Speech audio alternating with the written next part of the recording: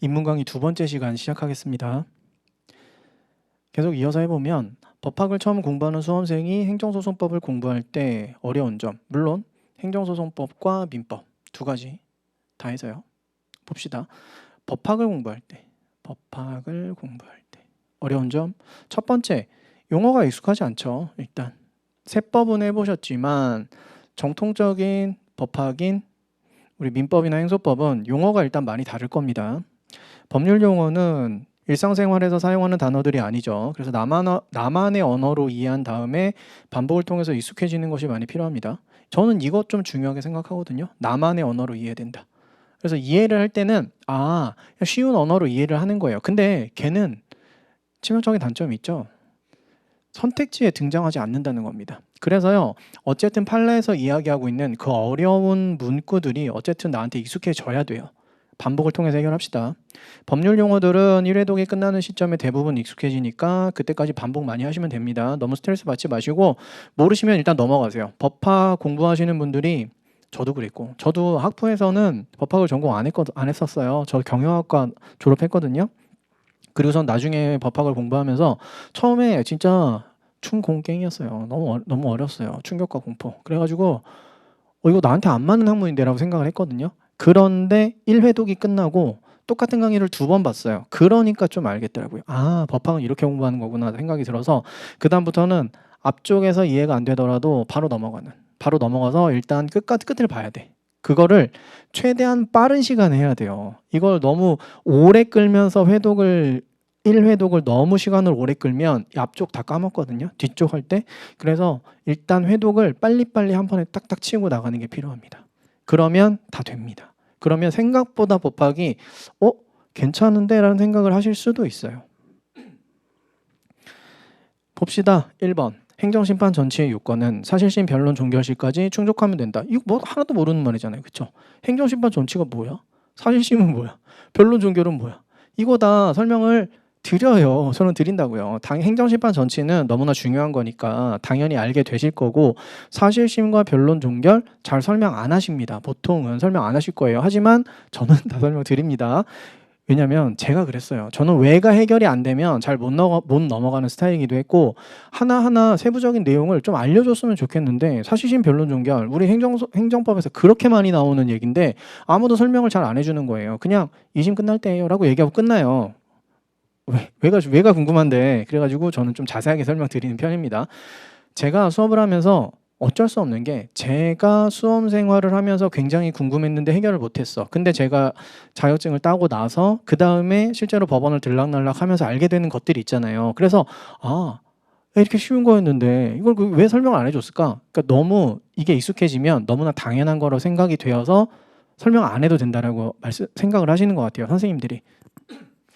그래서 저는 좀 세부적인 거 하나하나까지 많이 챙겨 드리려고 많이 노력을 합니다. 2번 진정 명의 회복을 원인으로 한 소유권 이전 등기 청구권은 소멸시효의 대상이 아니다. 이것도 뭐 그냥 엄청 뭐 하나도 모르는 거잖아요. 그죠? 진정 명의 회복, 소유권 이전 등기 청구권. 이건 좀 뭔지 그래도 좀 유추가 되지 않아요? 소유권 이전 등기 뭘까요? 내가 X 아파트를 사고 싶어. 그러면 X 아파트의 등기부 등본에 내 거야 라고 써놔야 될 거 아니에요. 그러면 전 주인한테 등기 넘겨주세요라고 할 수 있는 권리겠네요. 그 권리는 왜 생겼을까요? 내가 그 X 아파트를 매매하는 계약을 체결했으니까 그 사람한테. 그런데 제가 등기를 안 해주고 있으면 야 등기해내 라고 할 수 있는 권리가 있어야 되겠죠. 그게 소유권 이전 등기 청구권일 거예요. 소멸시효는 그냥 듣는 순간 그런 게 있을 것 같긴 해. 그죠? 어떤 권리라도 오랫동안 행사를 안 하면 없어지는 게 있을 거 아니에요. 그쵸? 뭐 그런 거라고 생각하시면 되는 거고. 진정 명의 회복이 좀 궁금하네요. 이거 되게 재밌어요. 그리고 별로 어렵지 않게 설명드릴 수 있을 것 같아요. 한번 봅시다. X 아파트가 있어요.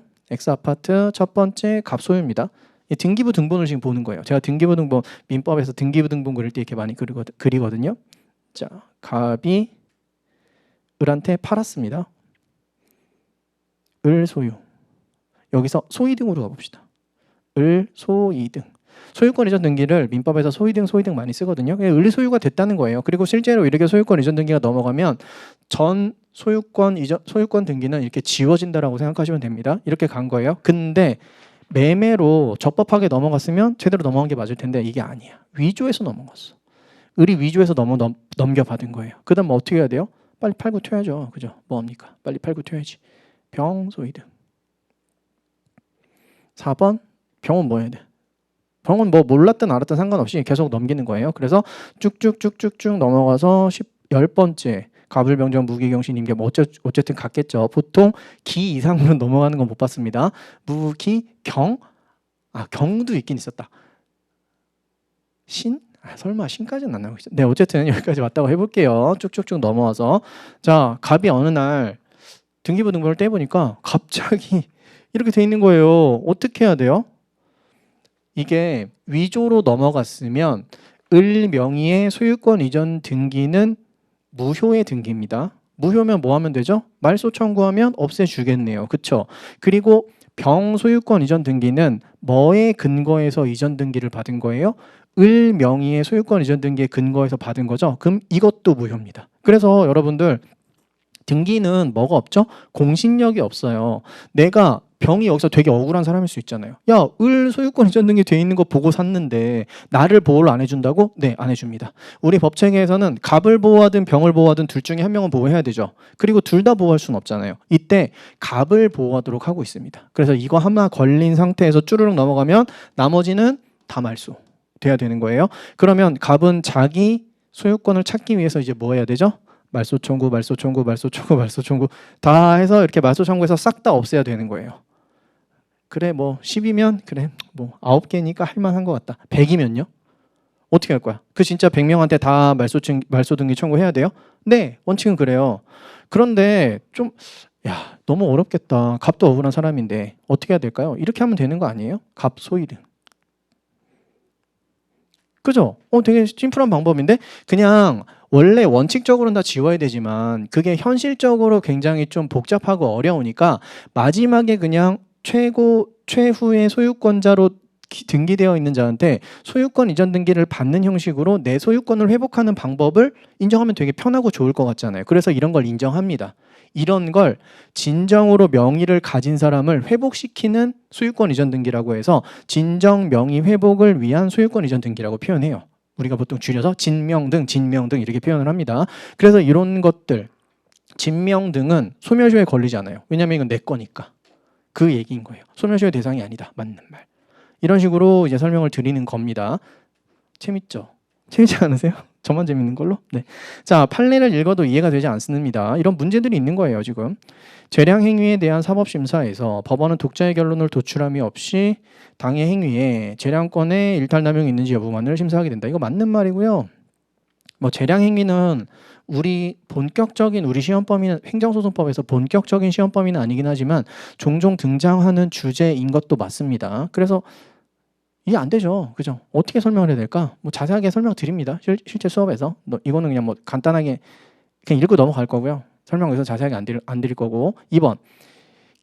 이거 뭐 읽는 순간 다 외교 아닙니까? 기한이익 상실의 특약은 명백히 정지조건부 기한이익 상실 특약이라고 볼만한 특별한 사정이 없는 이상 형성권적 기한이익 상실의 특약으로 추정된다. 이거 되게 유명한 거예요. 민법에서 되게 자주 나오고 별로 어렵지도 않아요. 근데 일단 용어를 모르니까 되게 거부감이 딱 들죠. 읽는 순간. 법학이 좀 그런 것들이 있는 것 같긴 해요. 이런 거 두 개가 1번과 2번이 근데 공부를 하다 보면 기본 강의만 들으셔도 그냥 바로 이해가 되시고 별로 어렵지 않은 내용입니다. 이게 법학을 처음 공부할 때 약간 그 걸림돌로 작용하는 애들이 이런 애들이에요. 사실. 자세하게 설명드리면 뭐 당연히 아시게 될 거니까. 그다음 방대한 양과 헷갈리는 개념. 법학하면은 일단 생각하는 게 양이 너무 많다. 다 외워야 되는 거 아니야? 라는 오해 아닌 오해를 좀 사고 있죠. 양이 많은 건 맞는 것 같긴 합니다. 양은 뭐 법학이 어떤 거냐에 따라서 이제 많고 적고가 좀 달라지긴 하는데 네, 맞아요. 이거 제가 이렇게 잠깐 가끔씩 버퍼가 걸릴 때 뭐냐면 이 얘기를 할까 말까 잠깐 고민하고 있는 거예요. 근데 오늘은 인문강의니까 좀 심플하게 갑시다. 네. 방대한 양과 헷갈리는 개념들 되게 많아요. 즉시 항고가 가능한 애들 뭐 이런 애들이 있거든요. 즉시 항고. 이거 두 문자로 해결합니다. 저는 여기서 간단하게 하나 보여드리면 3탄 피 즉시 소집 이렇게 그냥 외워서 푸시는 겁니다. 여러분 시험에서 즉시항고 관련되면 제3자의 소송 참가, 피고 경정, 소외 변경, 집행 정지 이렇게 들어가고요. 제3자의 소송 참가는 제3자만 신청하는 거고요. 여기는 원고, 피고 모두 다 이렇게 가는 겁니다. 라고 말씀드려요. 그래서 이거를 한 행소법을 들으시는 동안 제가 필수라고 생각하는 기본 강의와 객관식 강의 하면서 한 50번은 반복하지 않을까요? 수업 시간에만. 그래서 금방 외워지실 겁니다. 이런 식으로 푸시는 거예요. 즉시 항고라는 게 뭔지 또 궁금하잖아요. 그거에 대한 자세한 설명은 지금 하기는 그렇고 나중에 말씀드리겠습니다. 강의에서. 그래서 이렇게 헷갈리는 개념이라든지 뭐 이런 것들은 전부 다 어디서 뭘로 커버한다? 두 문자로 커버할 때도 있고 물론 당연히 왜 그런지까지 설명드리고 두 문자 만들어서 제공해 드립니다. 당사자의 신청으로만 가능한 것들은 얘도 두 문자로 커버되죠. 당직 이집참 없음도 있고요. 이거는 경관 신청처 소변 잘못 제출. 소변 잘못 제출. 하나도 모르시겠죠 지금은. 그리고 저는 스토리가 있는 두 문자를 지정한다고 말씀드렸잖아요. 이게 뭐냐면 3탄피 즉시 소집이 뭐냐면 탄피가 군대 갔다 오신 분은 아시겠지만 탄피 사격하다 탄피 잃어버리면 난리 나거든요. 탄피 잃어버리면 무조건 찾아야 돼요. 못 찾으면 어떻게 해요? 못 찾는 건 없어요. 그냥 무조건 찾아야 돼요. 무조건 찾고 가야 되는 건데 탄피를 지금 3개나 잃어버린 거 아닙니까? 그럼 어떻게 해야 돼? 즉시 소집해서 빨리 찾아야죠. 이렇게 스토리를 그냥 말씀드리고 그렇게 외우시면 된다라고 말씀을 드립니다. 그럼 당사자의 신청으로만 가능한 애들, 당사자의 신청으로만 가능한지 아니면 당사자의 신청과 법원의 직권으로 가능한지 매년 시험에 나오는 애들이에요. 근데 그거를 외로 해결이 안 돼요. 그냥 법에서 어떤 거는 신청으로도 가능하다, 어떤 거는 법원이 직권으로도 할 수 있다라고 그냥 규정해 놓은 거에 불과하기 때문에 그래서 그거를 저는 이렇게 두 문자로 커버를 해서 말씀을 드리는 겁니다. 당사자의 신청으로만 가능한 애들, 피고 경정, 간접 강제, 처분 변경으로 인한 소변경, 그리고 그냥 소변경, 그 다음에 잘못은 피고 경정에서 피고 경정은 총 3가지가 있거든요. 그 중에서 하나, 원고가 피고를 잘못 지정한 경우를 얘기하는 거고 제출은 행정심판 기록의 제출 명령 이렇게 있는 겁니다. 그래서 몇 개? 하나, 둘, 셋, 넷, 5개 이렇게 있는 거예요. 당사자의 신청으로만 가능할 때 맨날 나와요. 여러분이 내년에 시험 보러 가시면 당연히 나올 거예요. 당연히. 그래서 당연히 외우셔야 되는 거고 제가 드리는 두 문자를 안 외우고 시험장에 가시는 건 죄송한 말씀이지만 그냥 시험장 구경하러 가시는 겁니다. 안 돼요. 무조건 외우고 가셔야 되는 겁니다. 안 외우고 해결하는 방법을 나는 발견했어. 저한테 연락 좀 주십시오. 안 외우고 해결할 수가 없어요. 이거는 도저히. 아시겠죠? 그리고 이거 스토리 하나 만들어 볼까요? 경관 뭐예요? 경찰 간부잖아요. 경찰 간부 시험 뭐 있습니까? 체력 테스트 이런 거 있잖아요. 그 신청 검사 할 때 뭐 한 거예요? 신청처에 간 거예요. 경찰 간부 신청처. 갔더니 신체 검사로 뭐 제출하라는 거야. 소변을 제출하래. 근데 잘못 제출했대. 이렇게 말씀드립니다. 그래서 그냥 그 스토리를 떠올리시면서 두 문자를 처음에 익숙하게 할 때까지만 좀 그 스토리를 가지고 외워보셔라. 하지만 나중에는 그냥 저절로 외워주실 겁니다. 왜냐면 수업 시간에 엄청나게 많이 반복을 할 거니까요. 그리고 헷갈리는 개념 한번 볼까요? 민법에서 헷갈리는 개념 한번 봅시다. 40조 사단법인의 정관이라는 게 있대요. 법인? 법인이 뭐예요? 그냥 우리가 흔히 생각하는 삼성전자 생각하시면 됩니다. 원래 민법의 법인은 비영리법인이에요. 정확하게는 KFA, 뭐 대한축구협회 아니면은 전국은행연합회 같은 비영리법인이 원래 민법에서 이야기하고 있는 법인이 맞고 제가 방금 말씀드린 삼성전자 같은 거는 상법상 회사면서 법인인 거잖아요. 그런데 그냥 그렇게 생각하시면 돼요. 법인 나오면 그냥 삼성전자 생각하셔도 크게 문제는 없다. 정관을 만들어야 되는데요. 정관이 뭐지? 그래, 정관 들어는 봤지. 동의 맨날 하니까. 그쵸? 정관이 뭐냐면 우리 대한민국에는 헌법이 있잖아요. 법인에는 정관이 있는 거예요. 그렇게 생각하시면 됩니다. 정관이라는 건 법인의 구성원이라든지 그 법인이 앞으로 운영해 나가면서 가장 지켜야 하는 기본적인 규칙들이라고 생각하시면 됩니다. 정관은요 이렇게 작성하는 겁니다. 반드시 들어가야 되는 애들이 있는데 이런 애들이 들어가요. 목적, 명칭, 사무소의 소재지, 자산에 관한 규정, 이사의 임면에 관한 규정, 사원 자격의 득실에 관한 규정, 존립시기나 해산 사유를 정하는 때에는 그 시기 또는 사유 외워야 될까요? 네, 외우셔야 되는 거예요. 너무나 당연히. 두 문자 땁니다. 목명사자 이득존 이렇게 외워요. 목명사자 이득존. 사원이라는 게 주주라고 생각하시면 돼요. 그냥 그 피용자가 아니고 우리가 회사와 일반적으로 우리가 생각하는 건 이거잖아요. 삼성전자와 주주, 그죠? 삼성전자 주식 갖고 계십니까? 대한민국 사람이라 한 주 정도는 가슴에 품고. 네. 법인과 사원의 관계가 민법에서 법인과 사원의 관계는 상법상 회사와 주주와 관계라고 생각하시면 돼요. 일반 피용자가 아닙니다. 아시겠죠? 그래서 여기 사원 자격의 득실에 관한 규정은 주주 그러니까 이 사단 법인을 구성하는 이 구성하는 자격 누가 구성할 수 있는지 그런 거에 관련된 규정이 들어간다는 거예요. 아시겠죠? 그러니까 목명사자 이득존 외우셔야 되는 건데 되게 비슷한 49조에 이런 게 있어요. 법인을 등기를 해야 된대요. 법인 등기부등본이라는 게 있어요. 법인 등기부등본? 부동산 등기부등본 알아. 사람한테는 주민등록등본 있잖아요. 일반 자연인한테는. 법인한테도 신분증이 나와야 되는데 그게 바로 법인 등기부등본이라고 생각하시면 됩니다. 우리 회사 법인이잖아요. 그죠? 이지 뭐죠? 정확한 이름이 뭔지 모르겠네. 이지 회계사 세무사 아카데미라고 되어 있는지 아니면 뭐 이지 에듀라고 되어 있는지 그건 확실하게 모르겠지만 어쨌든 우리 회사도 법인입니다. 법인이죠.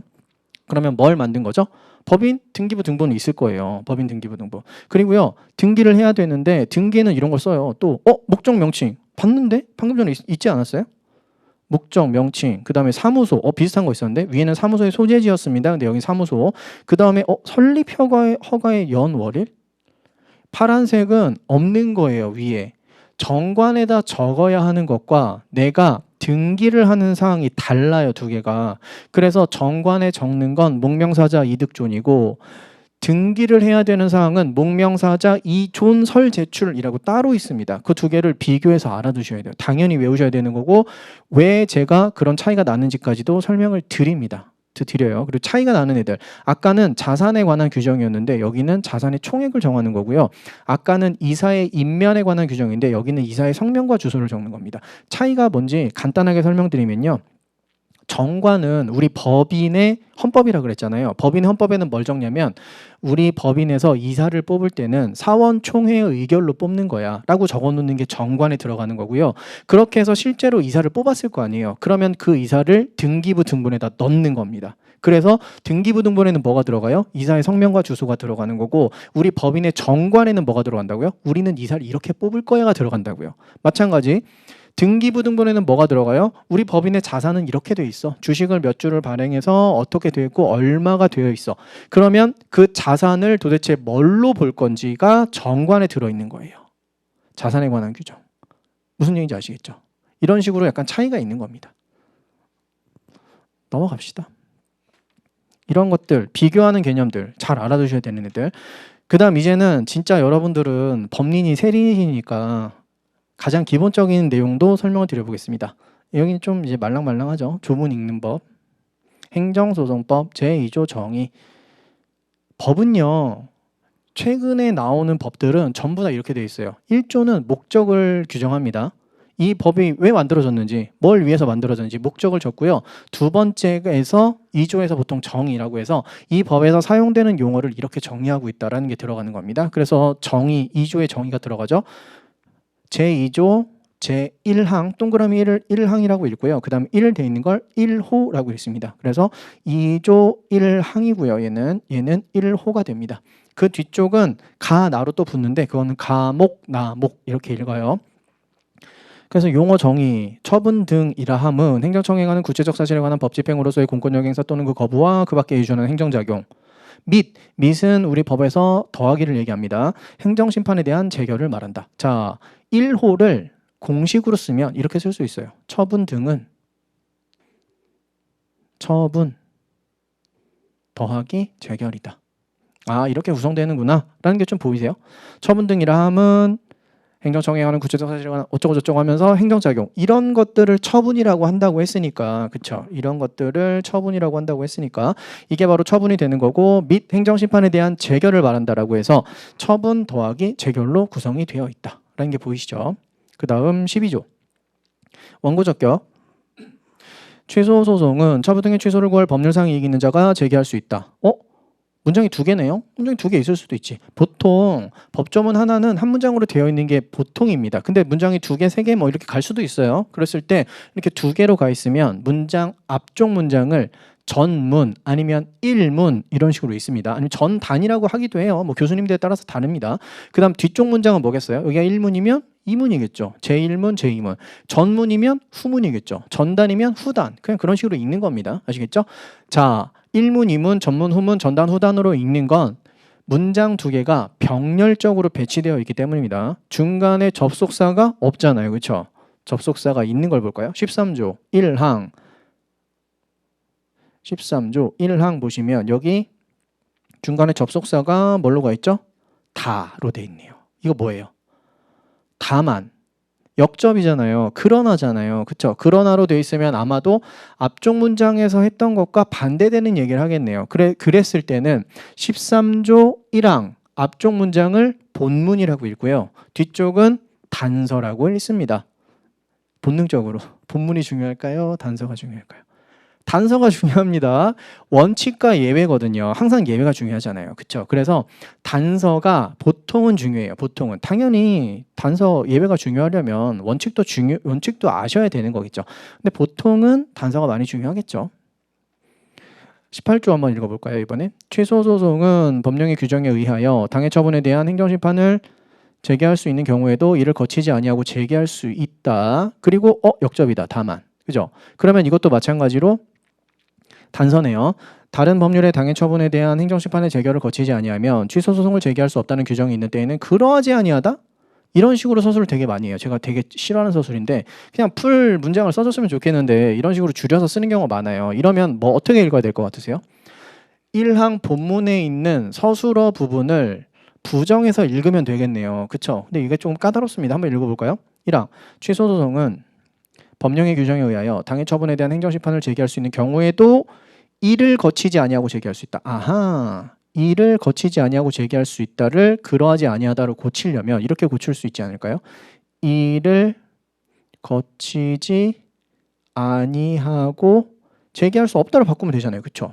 할 수 없다. 근데 이렇게 하면 좀 어색해요. 거치지 않으면 제기할 수 없다? 아, 거쳐야만 제기할 수 있다. 이런 식으로 약간 선회를 할 수가 있겠다 정도로 하나 말씀드리는 거고요. 무슨 얘기 아시겠죠? 별로 어렵지 않으시죠? 자, 행정심판이라는 게 뭐냐면 버퍼, 네, 얘기를 할까 말까 여기서 얘기해 볼까요? 이따 합시다. 어차피 이거는 제가 이번 입문 강의를 하면서 원래 행소만 했다가 제가 민법까지 같이 하게 되면서 이 다음 시간에 행정소송법 개관을 한번 할 거고 그 다음에 민법 개관을 할 거거든요. 그때 행정소송법 개관을 할 때 요거에 대해서 다시 한번 설명드리겠습니다. 거기서 설명드릴게요. 이번엔 2번 판례 읽는 법으로 가봅시다. 판례는 이렇게 되어 있습니다. 일단 판례 번호가 있는데요. 판례 번호는 얘입니다. 2009도 19168 판결이고요. 대법원 판결이라고 해서 대법원이라고 나와 있고요. 그 다음에 선고일이 나와 있네요. 2010년 5월 13일 선고가 됐네요. 아, 이 사건은 대법원에 2009년에 올라간 거예요. 그리고 19168, 19168번이라는 번호를 부여받게 된 거고 두는 심급을 뜻합니다. 우리 행정소송은 구누두예요. 9가 1심 판결, 누가 2심 판결, 두가 대법원 3심 판결이라고 하는 겁니다. 그래서 2009년도에 아마 대법원에 올라왔는데 선고는 2010년 5월 13일에 나오게 된 거죠. 그리고 그 판례에서 나온 제목이 이런 거예요. 분양 전환 승인의 취소 사건이구나 라는 거. 만약에 저는 추천드리지 않지만 판례를 한번 찾아서 사실관계를 좀 봐야겠다라고 생각을 하시면 요 판례 번호 요것만 검색하시면 됩니다. 요거 아시겠죠? 하지 마세요. 근데 아시겠죠? 그렇게까지 시간을 써서 개별 판례에다가 깊게 시간을 들일 건 아닙니다. 여러분들은 뭘 하셔야 된다?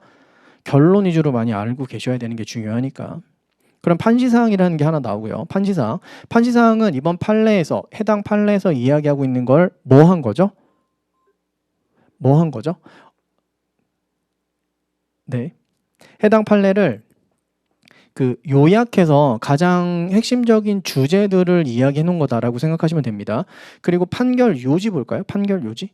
판결 요지는 판시 사항을 조금 더 자세하게 써놓은 거다라고 생각하시면 되고요. 그 다음에는 이제 판결 주문이 있고 판결 이유가 있을 거예요. 아시겠죠? 그러니까 이거 판시 사항과 판결 요지가 가장 핵심적인 내용이다라고 생각하시면 됩니다. 그리고요, 여기 보시면 적극이라는 말이 있죠. 적극이라는 말은 동그라미라고 생각하시면 돼요. 그러면 반대로 X를 표시할 땐 뭐라고 나올 것 같으세요? 소극이라고 나옵니다. 아시겠죠? 그래서 구임대주택법상 임차인 대표회의도 임대주택 분양전환 승인 처분에 대하여 취소 소송을 제기할 원고 적격이 있어? 있어. 우리 판례에서 이렇게 보겠다라는 겁니다. 시험에는 얘가 나와요. 시험에는 보통 우리 선택지가 아무리 판례가 길더라도 세 줄은 웬만하면 잘 안 넘어가거든요. 그러니까 얘만 나오는 거예요. 이 뒤쪽에. 따라서 이후로 얘만 나오는 거예요. 임차인 대표회의는 행정청의 분양 전환 승인 처분이 승인의 요건을 갖추지 못하였음을 주장하여 그 취소 소송을 제기할 원고 적격이 있다. O. 없다. X. 이런 식으로 그냥 나오는 것뿐입니다. 그래서 우리는 결론적으로 임차인 대표회의가 원고 적격이 있어 없어 이것만 알고 시험장에 가시게 되는데 그거를 장기 기억으로 가기 위해서 왜가 중요하기도 하고 그럼 임차인 대표가 뭔지 알아야 될 거고 그죠? 그러면 임차인 대표회의가 도대체 뭐고 어디서 나왔고 왜 원고 적격이 있다고 했는지 없다고 했는지 그런 것까지를 설명드리는 게 기본 강의에서 해야 되는 일이고요. 아시겠죠? 그래서 판례는 이렇게 구성이 되어 있습니다. 소송의 기본 구조를 한번 봅시다. 소송의 주요 요소. 원고 있죠? 소송의 당사자로서 소를 제기하는 사람이겠죠. 피고, 소송의 당사자로서 소 제기의 상대방이겠죠. 일반 민사소송에서 민법 하시게 되면 민사소송에서 맨날 뭐 나오는지 아세요? 원고가 있고 갑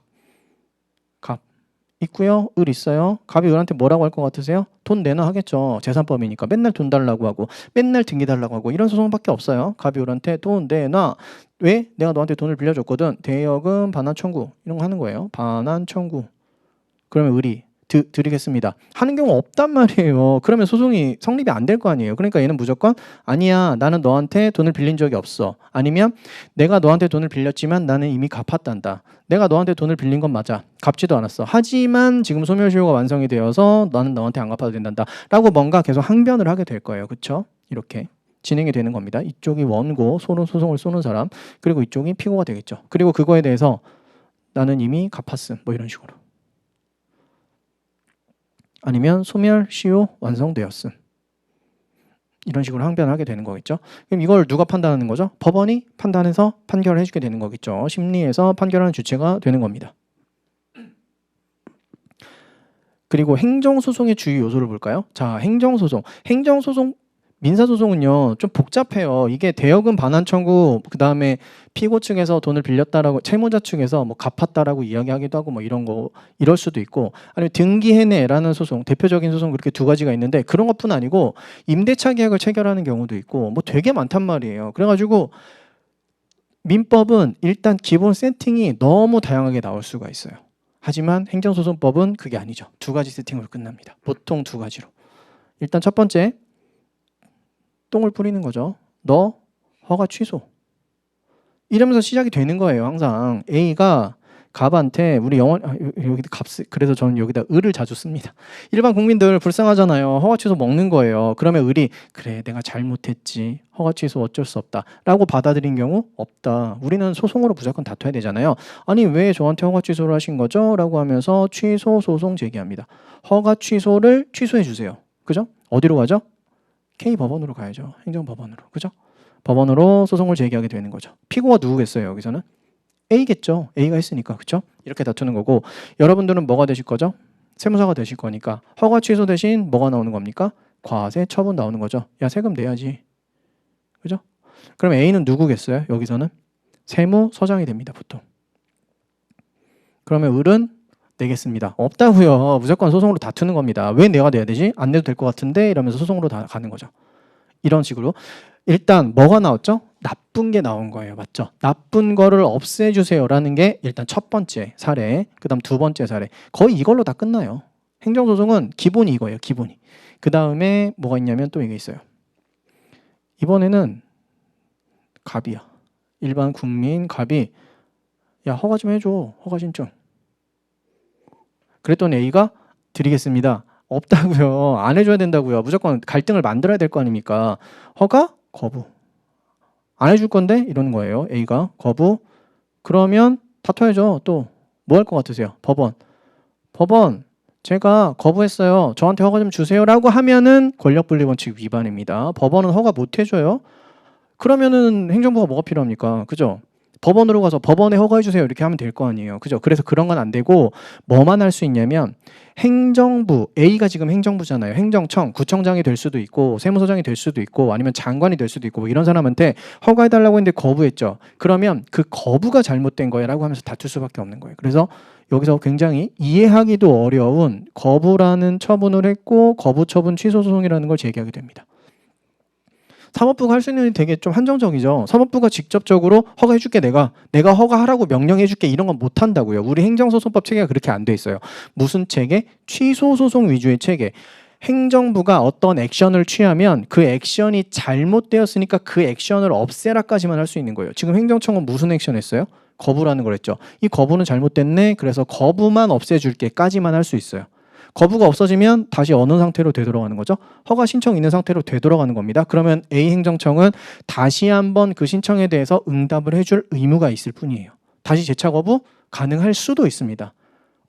야, 권리부재 받기 힘들겠는데? 또 거부하면 어떻게 해? 다른 근거 들면서 가능해요. 이론적으로 가능하지만, 그래서 이거 너무 권리부재가 너무 안 되는 것 같은데, 권리부재가 어쨌든 되게 하기 위해서 우리 행정소송법이 규정이 되어 있습니다. 최대한 거부처분 취소소송부터 좀 잘 이해가 안 돼요. 여기서부터 일단 어쨌든 우리 행정소송법 체계는 이렇게 되어 있습니다. 그래서 이거 두 가지예요. 나오는 거는 나쁜 거 받았습니다, 없애주세요. 좋은 거 주세요, 안 줄 거야, 안 줄 거야, 없애주세요. 이거밖에 없어요. 두 개. 아시겠죠? 두 개. 그래서 행정청, 여기서 A가 바로 행정청이죠. 처분을 행하는 자. 처분이라는 게 제가 방금 말씀드렸던 그 액션이라고 생각하시면 됩니다. 행정청이 한 액션. 똥을 뿌리는 거. 아니면 좋은 거 달라고 했더니 안 주겠다라고 하는 것. 이런 것들이 액션이고요. 처분 상대방. 여기서 을이라든지 갑. 처분을 받는 사람인 거죠. 그러면 되게 중요한 개념이 처분일 것 같지 않으세요? 그죠? 처분이 굉장히 중요한 개념이에요. 행정 주체가 행하는 것으로 처분 상대방의 권리 의무에 변동을 일으키는 것. 이게 너무 중요한 말이죠. 상대방의 권리 의무에 변동을 일으켜야 돼요. 변동. 아시겠죠? 변동 어떻게 일으켰는데? 허가 취소를 받게 되면서 이 사람은 내가 영업을 할 수 있는 권리를 잃게 됐잖아요. 권리가 변동됐네. 영업을 하면 안 되는 의무를 부여받게 되는 거잖아요. 의무가 변동이 됐네. 그러니까 이건 처분이 되는 거고, 그거는 법원으로 달려가서 다툴 수가 있게 되는 겁니다. 거부는요? 이 거부도 내가 허가를 신청했는데 거부가 되었죠. 그러니까 이 거부로 인해서 나는 영업을 못하게 되는 건 아닙니까? 그러니까 거부처분 취소소송 인정된다라고 보시면 됩니다. 언제나 되는 건 아니에요. 거부는 안 될 수도 있습니다. 예를 들어서 제가 지금 여기가 종로구인가요? 종로구청에 가서 저한테 100만 원을 주십시오라고 신청을 하는 거예요. 뭐라고 할까요? 뭐야? 갑자기? 이상한데? 이상한 사람인 것 같은데? 그러면서 아무 대답도 안 하겠죠. 그런데 제가 계속 달라고 하는 거예요. 내놓으세요. 근거가 뭔데요? 왜 달라고 하시는 거예요? 모르겠고 주세요. 그러면 이 사람이 그냥 해서는 안 갈 것 같다. 그래서 도장을 꽝 찍으면서 못 드리겠습니다. 저희는 아무런 당신은 100만 원을 받을 권한이 없는 것 같습니다. 도장 꽝 찍어줬더니 제가 거부했네? 소송으로 갈 수 있을까요?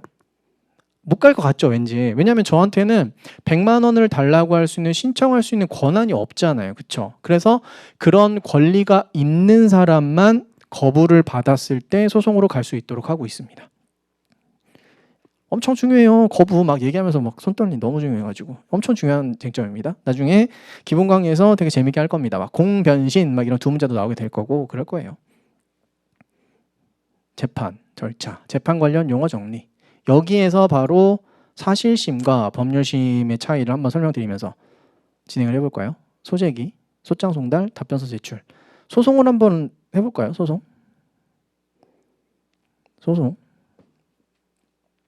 민사소송을 가지고 한번 설명드려볼까요? 갑이 을한테 돈을 빌려줬다라고 하면서 대여금 반환 청구 해봅시다. 대여금 반환 청구.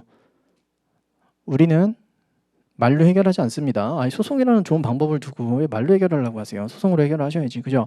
그러면 소장을 날려야겠죠. 소장 누구한테 날려요? 을한테 날리는 겁니까? 을한테 가가지고 소장 이렇게 주면 되는 거예요? 그러면 을이 내가 소장을 받았으니 싸워야겠다. 우리 법원으로 이러는 게 아니에요. 을의 의사와 상관없이 갑은요. 법원에다가 제출하는 겁니다. 소재기는. 그래서 갑이 첫 번째. 소재기. 누가 하는 거라고요? 원고가. 어디에? 법원 두소원에 이러면서 법원에다가 소장 제출하는 거예요. 그죠? 그러면 법원이 소장을 한번 심사를 해봅니다. 이 소가 제대로 들어온 게 맞는지, 피고가 제대로 특정되어 있는 게 맞는지 대충 한번 확인을 해보고 그 형식에 맞게 들어왔는지 확인을 해보고 그 다음에 소장을 누구한테 날려줘야 되죠? 피고한테 날려줘야 되는 거 아닐까요? 소장 송달시켜야죠. 당신이 피고가 되셨습니다. 이제 라운드에 올라와서 제대로 한번 싸워봅시다 라고 하는 거죠. 그러면 법원이 피고한테 송달해 주는 거죠. 피고. 그러면 피고는 이제 뭐 해야 돼요? 30일 이내에 답변서를 제출해야 됩니다. 그 소장에 대해서 원고의 말이 다 맞아요 라고 하면 딱히 원고 피고 부를 필요 있을까요? 없잖아요. 그냥 원고가 얘기한 대로 판결 내려주고 끝내면 되는 거잖아요. 근데 그게 아니야. 피고도 뭔가 다퉈야겠죠. 그러면 어떻게 해야 돼요? 답변서 제출해야죠. 30일 내에 답변서 제출해야 됩니다. 안 하면 원고 청구 전부 인용으로 끝날 수도 있어요. 현실적으로는 잘 그렇게 안 끝내주십니다. 답변서 제출, 피고가 법원에 제출하게 되는 거고요. 그럼 법원은 답변서를 원고에게 전달해줘야죠. 그죠? 답변서 송달.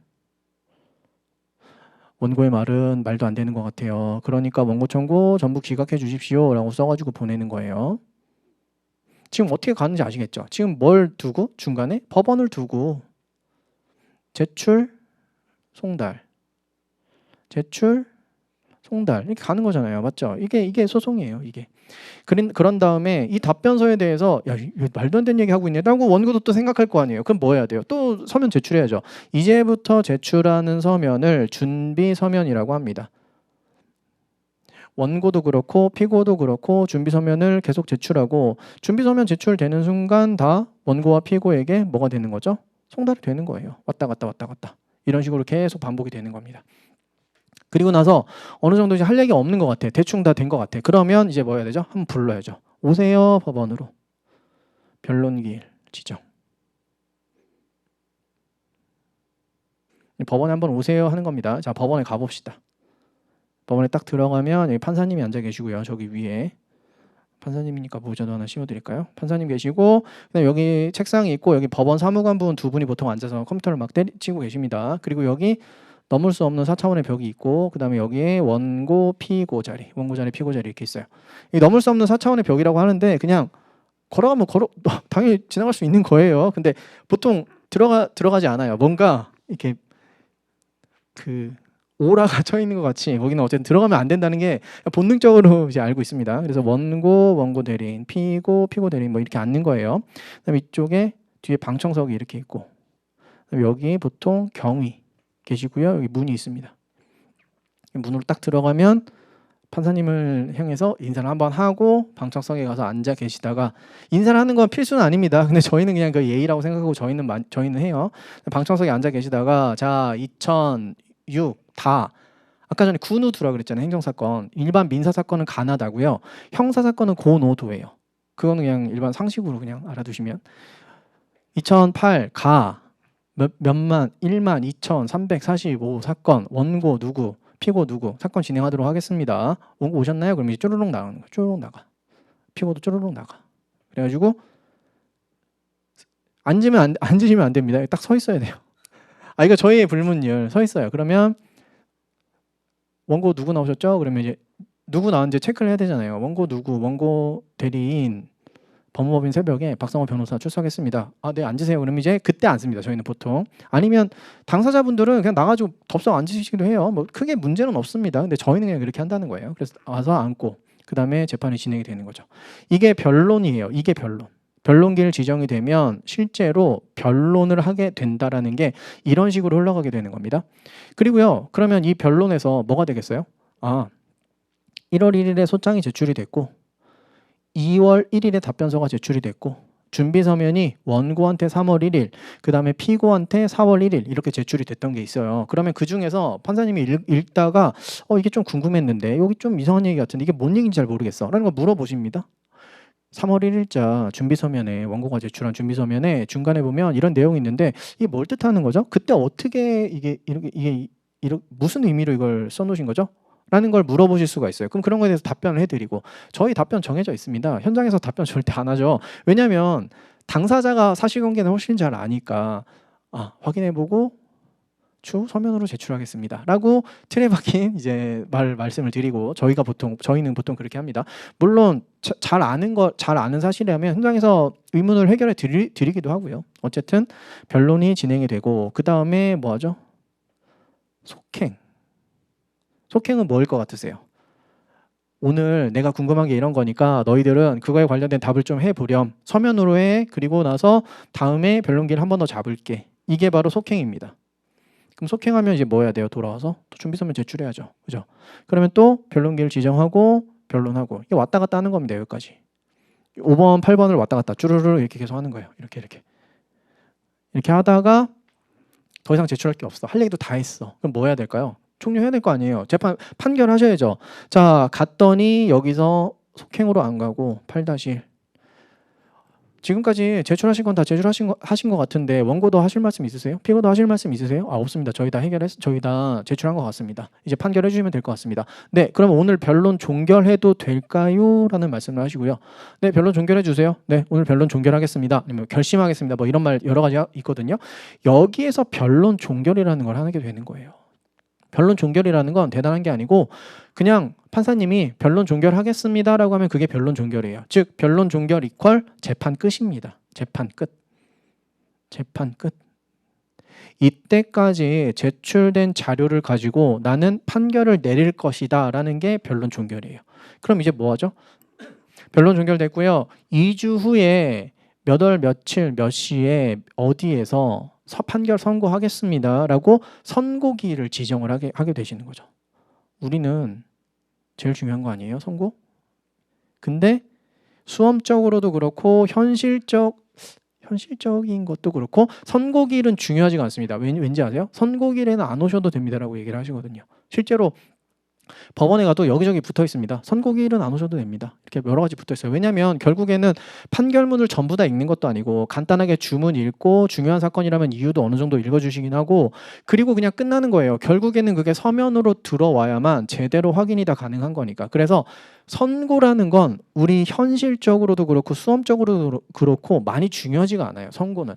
재판은 이미 어디서 끝났죠? 변론 종결에서 끝났으니까. 아시겠죠? 그래서 우리가 얘기하는 변론 종결하는 건 변론 종결하겠다라고 판사님이 얘기한 바로 그날이 변론 종결 시점이 되는 겁니다. 아시겠죠? 변론 종결이라는 게. 그리고 실제로 선고를 하게 되는 거죠. 선고기일에. 이러면서 재판이 끝나게 되는 겁니다. 선고. 원고가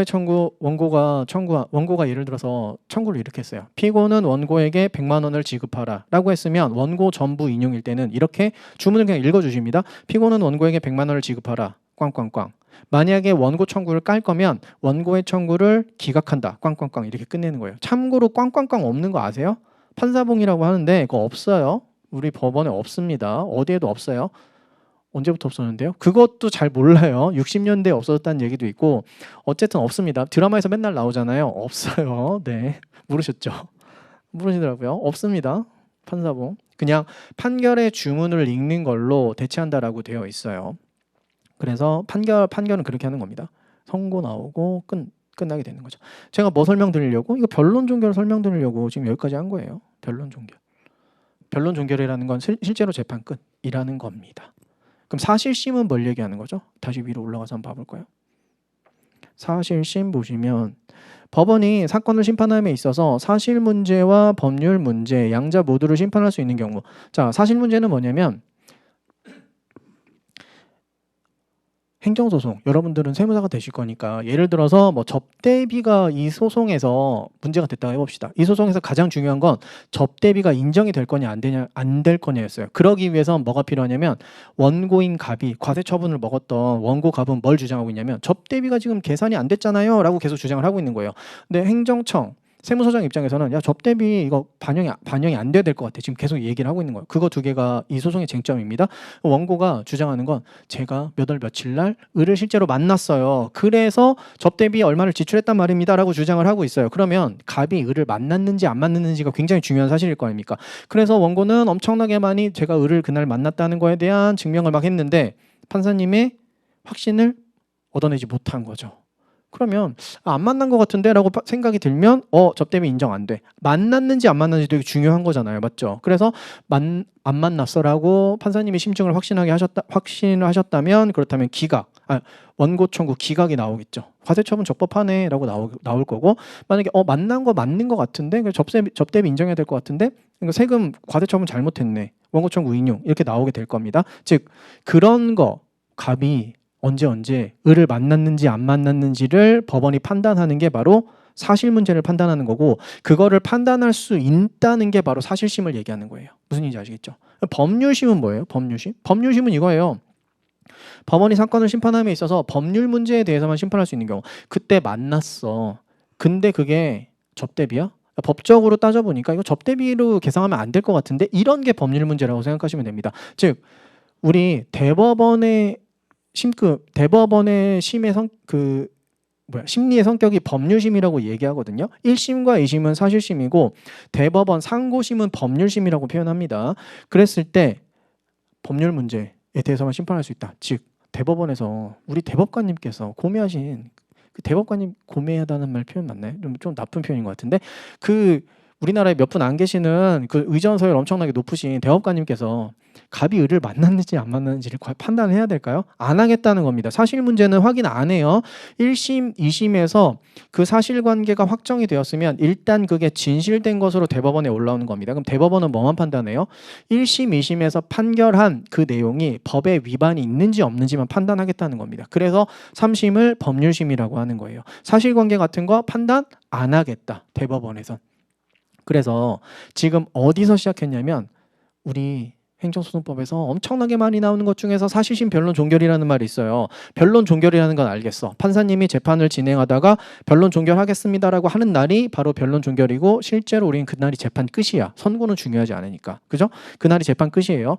그렇다면 사실심, 앞에 나온 사실심은 1심과 2심을 얘기하는 거란 말입니다. 그래서 1심, 2심 대법원까지 갔으면 2심 변론 종결하겠습니다. 고등법원 판사님이 변론 종결하겠습니다. 라고 한 그 시점이 바로 사실심 변론 종결시가 된다는 겁니다.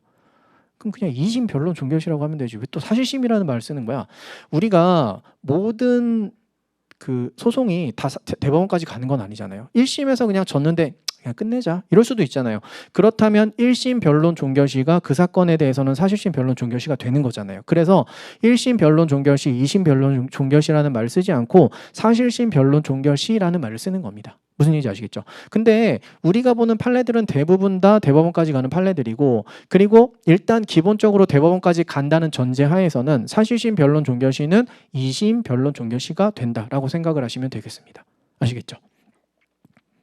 그래서 여기 보시면 이거 그냥 써놓은 거예요. 아까 전에 제가 쭉 설명드렸던 거. 소송 제기하고요. 송달시키고, 그다음 피고는 답변서 제출하고, 그 다음부터는 준비 서면이 왔다 갔다 하다가 변론기일 지정되고 변론 실제로 나와서 하고요.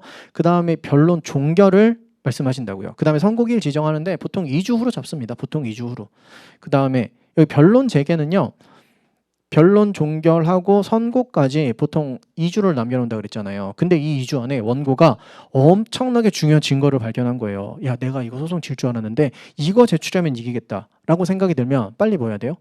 변론 재개해 주세요라고 얘기하는 겁니다. 변론 종결 이미 되고 2주 후에 선고지만 너무 중요한 걸 제가 제출 못했기 때문에 이거 준비 서면 다시 제출할 수 있게 변론 재개해 주세요라고 신청을 하면 변론 재개가 되는 경우도 있는 겁니다. 이건 법원의 재량이에요. 법원이 변론 재개할 수도 있고 안 하고 그냥 선고해 버릴 수도 있습니다. 대신 이렇게 그냥 참고 서면으로 제출하세요. 그런 경우도 있어요. 참고 서면은 진짜 말 그대로 참고만 하는 서면이고, 법원이 판결을 할 때 신경을 안 써도 되는 서면이긴 합니다. 근데 한번 변론 재개를 시키면 다시 변론기를 잡는데 얼마나 걸릴 것 같으세요? 보통 2, 3개월 걸리거든요. 엄청 오래 걸려요. 우리 재판 엄청 많이 밀려 있거든요. 그래가지고 참고 서면으로 제출하시고 제가 다 반영해서 판결문 작성하겠습니다라고 하시는 경우도 있습니다. 어쨌든 그건 뭐 현실적인 문제들이고, 변론 재개라는 게 나오는 경우도 있다. 이거 우리 시험에 등장한 적이 있는 문구입니다. 변론 재개라는 말. 그럼 변론 재개가 되면 어떻게 되는 거예요? 변론 종결 없어지는 거죠. 그럼 다시 여기로 가서 변론기일 다시 준비 서면 또 제출할 거고, 그럼 변론기일 지정할 거고 변론할 거고, 그 다음 기일에 변론 종결시키고 선고기일 지정해서 다시 선고가 되고 끝날 수도 있는 겁니다. 아시겠죠? 재판 절차 한번 말씀드렸고, 그 다음에 그래서 이런 말들, 행정심판 전체의 요건은 사실심 변론 종결시까지 충족하면 된다라는 말, 부작위 위법 여부의 판단 기준시는 사실심의 구두 변론 종결시로서 판결시이다. 사실심 변론 종결시가 이런 식으로 많이 표현이 되기도 한다라는 걸 말씀드리는 겁니다. 구두 변론 종결시.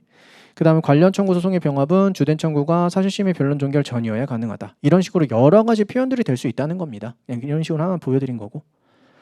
그다음 전원합의체. 전원합의체 들어보셨어요? 전합이라고 많이 얘기하는데 못 들어보셨어요? 최근에 엄청나게 많이 이슈가 되기도 했는데 여러분 이번에 그 작년 12.3 계엄 비상계엄 사태를 겪으면서 온 국민이 헌법에 대해서 되게 많이 알게 되고 그죠? 그 다음에 좀 지나서 형사소송법도 막 알게 되고 막 이랬잖아요. 우리의 그 의지와 상관없이 뉴스에서 하도 많이 나오니까 궁금해서 좀 하다 보니까. 그리고 지금 이제 현재 대통령이 되셨죠.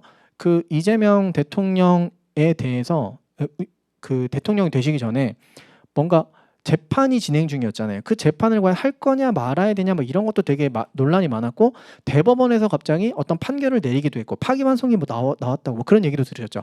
그때 현재 지금 조희대 대법원장님께서 대법관님들을 쭉 모여가지고 판결을 내렸잖아요. 이거 파기환송하겠습니다라고 했잖아요. 대법관님들이 쭈르륵 다 모여가지고 뭔가 판결을 했단 말이에요. 그게 바로 전원합의체라고 생각하시면 됩니다. 그러려면 대법원 심의 그 심급이 어떻게 진행되는지를 좀 알아볼 필요가 있어요. 전원합의체라는 걸 설명을 드려볼게요. 일단 첫 번째, 우리나라의 대법관이 몇 명일까요? 알고 계세요? 모르시죠? 14명입니다. 13명이라고 알고 계신 분도 계시지만 제가 왜 그렇게 알고 계신 분이 좀 계신지는 또 설명드리겠습니다. 총 14명이십니다. 이 중에서 넘버원 1장 누굽니까? 대법원장님이시죠. 넘버원. 우리나라 대한민국 국가의전서열 3위 아니십니까? 대한민국 국가의전서열 1위 누구예요? 대통령. 우리나라 1장 대통령이니까. 2장 누구예요? 국회의장, 입법부. 그 다음에 3장이 바로 사법부로 가서 사법부는 우리나라 현실적으로 2개잖아요. 일반 법원이 있고 헌법재판소가 있죠. 그래서 대법원장 그리고 헌법재판소장이 두 분이 동일하게 나란히 의전서열 3위라고 생각하시면 됩니다. 어디가 더 높아요? 그냥 일단은 동일하게 3위예요. 동일하게. 국무총리 아닙니다. 2위가 뭐 그런 거 아니에요. 국무총리 생각보다 좀 낮아요. 대법원장님이 계시고 어쨌든 우리나라 3장이시죠. 의전서열. 그 다음에 대법관 14분 중에서 넘버 2가 법원 행정처장이라는 계십니다. 최근 이번에 또 뭐 막 청문회 여러 가지 하고 막 그랬잖아요. 관련된 사건으로 인해서. 그러면 법원 측의 입장을 듣기 위해서 국회에서 청문회 열면 거기에 부르시는 분이 다 법원 행정처장님이 가시는 겁니다. 이분은 재판에 개입은 안 하세요. 재판은 안 하시는 분입니다. 법원에 관련된 행정적인 업무만 담당하시는 대법관님이세요. 그러면 이제 몇 분 남았어요? 12분의 대법관님이 남았죠. 우리나라에서 3심 제도로 되어 있는 건 알고 계실 거고. 그러면 1심 있고요. 그 다음에 우리가 흔히 얘기하는 2심, 그냥 흔히 얘기하는 3심이 있는데 2심, 3심은 이제 좀 있어 보이게 얘기합시다. 우리는 그래도 법에 대해서 배우는 사람들이니까 2심은 항고 있어 보이게 얘기하죠. 항고를 쓴다는 거 진짜 항소심이라고 하고요. 1심에 불복해서 2심으로 가는 걸 항소라고 하거든요. 그 다음에 2심에 불복해서 3심으로 가는 걸 상고라고 하고 그래서 3심이라는 말보다는 상고심이라는 말을 더 많이 씁니다. 더 많이 쓰는 게 아니고 3심이라는 말은 그냥 안 써요. 다 상고심이라는 말을 씁니다. 2심이라는 말은 좀 쓰긴 합니다. 근데 2심은 항소심이 되는 거고요. 그래서 이 상고와 항소를 합쳐서 상소라고 표현하는 거예요. 상소. 그러면 요 3심 어떻게 진행되냐면 이렇게 진행돼요. 이 12분의 대법관이 총 3가지 부로 나뉩니다. 1부, 2부, 3부. 1부, 2부, 3부. 1부 4명, 2부 4명, 3부 4명. 이렇게 대법관님이 배치가 돼서 우리나라에 올라오는 그 많은 상고 사건들이 전부 다 여기 배당, 여기 배당, 여기 배당 돼서 진행이 되게 되는 거예요. 연 4만 건이 올라온다 그랬나? 그걸 이제 여기서 3개 부서에서 다 처리를 하는데 현실적으로 되게 많이 어렵겠다는 생각이 많이 들죠. 드릴 말씀은 많지만 넘어가겠습니다. 여기 재밌는 재밌는 게 아니고 그런 걸 이해하기 위해서 우리나라 법 체계가 어떻게 되어 있는지도 알면은 되게 좀 이해가 쉽거든요. 어떻게 현실적으로 이 대법원에 올라오는 모든 사건을 다 여기서 어떻게 하는 걸까? 왜냐면 이분들의 달려있는 그런 실제로 그 기록들을 읽어서 요약해서 대법관님들한테 제공해 주는 분들이 엄청나게 많이 달려있다고 보시면 돼요. 실제로 판사님들도 여기 가 계시고 그렇게 되어 있습니다. 자, 이렇게 되어 있어요. 근데 어떤 사건이 이제 2부에 올라왔어요. 제가 대법원 3부 국선 변호인 네. 어쨌든 1부, 2부, 3부 있었는데 무슨 얘기하다가 들어왔어요. 중요한 사건이 1부에 들어왔습니다. 1부에서 심리를 하다 보니까 너무 중요한 것 같아. 어떻게 해야 되죠? 다 모이세요, 대법관님들. 불러야 되는 겁니다.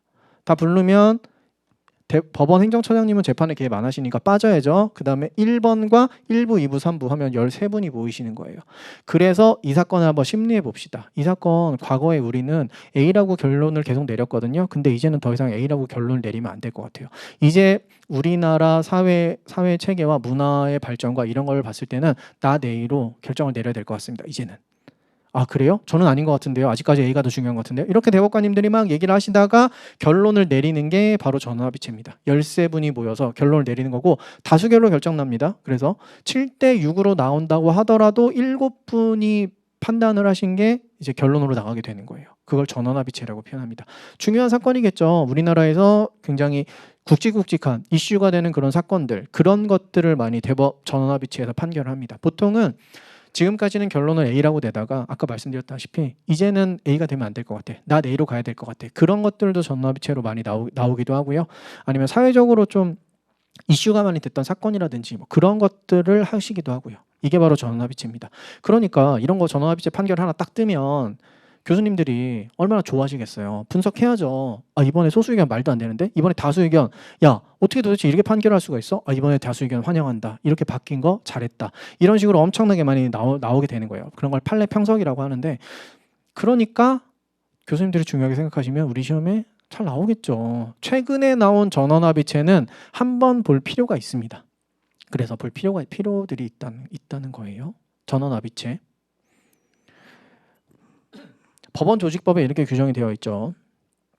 대법원의 심판권은 대법관 전원의 3분의 2 이상의 합의체에서 행사하며 대법원장이 재판장이 된다. 다만 대법관 3명 이상으로 구성된 부에서 먼저 사건을 심리하여 의견이 일치한 경우에 한정하여 다음 각 회의 경우를 제외하고 그 부에서 재판할 수 있다. 그러니까 원래는 1부, 2부, 3부에서 이렇게 심리를 하는 게 원래 원칙이긴 하지만 중요한 사건이 들어오거나 아니면은 이제는 우리 대법원이 앞으로 지금까지 있었던 의견을 바꿔야 되겠다라고 생각이 드신다면 이 13분이 전부 다 모여가지고 전원합의체를 연다.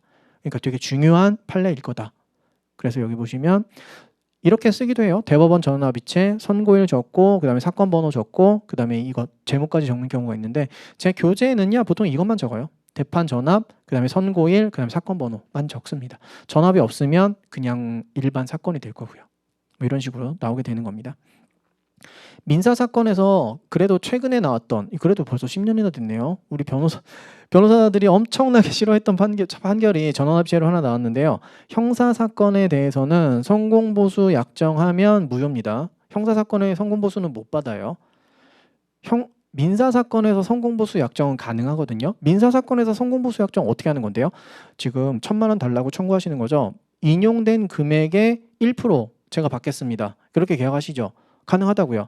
2% 가능하다고요. 그건 사적 자체의 원칙에 따라서 가능한 겁니다. 민사 사건에서 성공보수 약정은 가능해요. 물론 수임료는 따로 받는 거고요.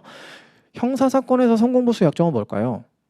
이번에 집행유예 나오면, 이번에 벌금 정도만 나오면, 실형을 면하게 되면 저한테 얼마 주십시오. 이게 성공보수 약정이에요. 듣는 순간 뭔가 좀 저렇게 계약을 해도 되나? 아니 집행유예 그 사람이 잘못한 거에 맞춰서 판결이 나오는 걸 텐데 집행유예 받아주겠다라고 얘기하고 뭔가 되게 암흑의 거래를 하거나 막 이럴 수도 있는 거 아닌가? 라는 그런 오해가 있기 때문에 그래서 형사 사건에서는 성공보수 약정 하지 마라고 우리 대법원이 이렇게 판결을 내렸던 겁니다. 전원합의체로 바뀌었어요. 전원합의체로 이런 것들. 그래가지고 수험적으로도 민법을 선택하시는 분들은 이거 너무 쉬워요. 민사 사건에서는 성공보수 약정 가능. 형사 사건에서는 성공보수 약정 무효. 반사회적 법률행위라고 봅니다. 이런 거를. 그래서 해당하지 않는다 땡. 공소양속 위반 행위로 무효이다 땡. 공소양속 공공질서 선량한 풍속에서 공소양속이라고 많이 표현합니다.